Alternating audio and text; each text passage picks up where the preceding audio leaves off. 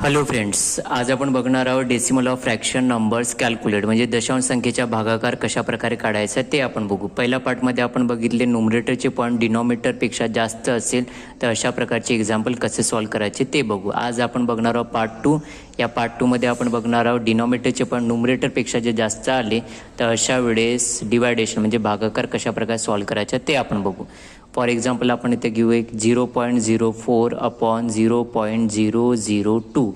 तर हे example solve करताना अगोदर पॉईंट हटवायचे. पॉईंट हटवल्यानं व्हॅल्यू आली तुमची 4/2 म्हणजे आन्सर किती येणार आहे 2.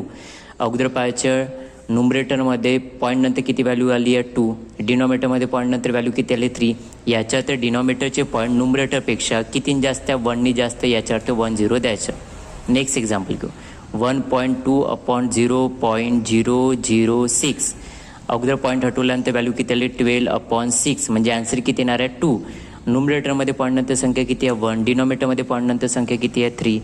डिनॉमिनेटरचे पॉईंट न्यूमरेटरपेक्षा किती जास्त आहे 2नी जास्त, याचा अर्थ कायद्याच्या 2 0 लावून टाकायचे म्हणजे आन्सर आलं 200. थर्ड एक्झाम्पल घेऊ आपण 0.49 अपॉन 0.007. आता अगोदर पॉईंट हटवल्यानंतर व्हॅल्यू किती आली 49/7 म्हणजे आन्सर किती आलं आपलं 7. तर न्यूमरेटरमध्ये पॉईंट नंतर व्हॅल्यू किती आली आहे 2. डिनॉमिनेटरमध्ये पॉईंट नंतर व्हॅल्यू किती आहे 3. डिनॉमिनेटरचे पॉईंट न्यूमरेटरपेक्षा किती जास्त, 1नी जास्त, याचा अर्थ 10 देऊन टाकायचे म्हणजे आन्सर किती येणार आहे 70. म्हणजे अशा प्रकारचे क्वेश्चन सॉल्व्ह करताना अगोदर बघायचे डिनॉमिनेटरचे पॉईंट न्यूमरेटरपेक्षा जेवढ्यानी जास्त असेल तेवढे का देऊन टाकायचे 0 देऊन टाकायचे.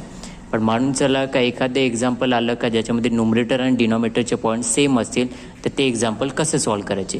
फॉर एक्झाम्पल आपण घेऊ 1.2 अपॉन 0.6. अगोदर पॉईंट हटवल्यानंतर व्हॅल्यू किती आली 12/6 म्हणजे आन्सर किती आलं आपलं 2 आलं. तर न्यूमरेटर आणि डिनॉमिनेटरचे पॉईंट बघा सेम आहे. पॉईंट नंतर 1 डिजिट, इथं पण पॉईंट नंतर 1 डिजिट, त्यामुळे इथं पॉईंट पण येणार नाही, 0सुद्धा येणार नाही. पुन्हा एक एक्झाम्पल घेऊ 0.04 अपॉन 0.02. पॉईंट हटवल्यानंतर व्हॅल्यू आली 4/2 म्हणजे आन्सर किती आलं 2. म्हणजे डिनॉमिनेटर आणि न्यूमरेटरचे पॉईंट जर तुम्ही पाहिलं तर सेम आहे, तर त्यामुळे इथं पॉईंटसुद्धा येणार नाही आणि 0सुद्धा लागणार नाही. अशाच प्रकारचे शॉर्ट ट्रिक्सचे व्हिडिओ पाहण्यासाठी चॅनलला लवकरच सबस्क्राईब करा, जास्तीत जास्त शेअर करा, लाईक करा. धन्यवाद.